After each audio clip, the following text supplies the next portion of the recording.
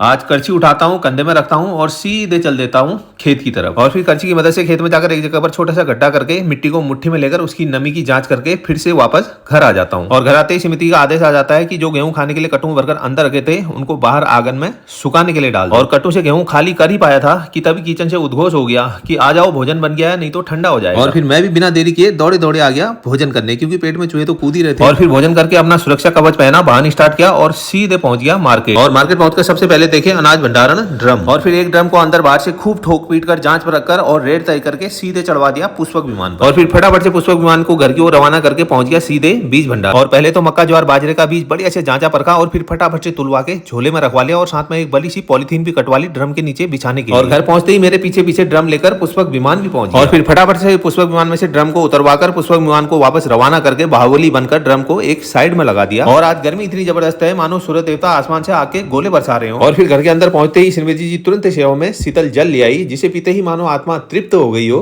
Radhe Radhe.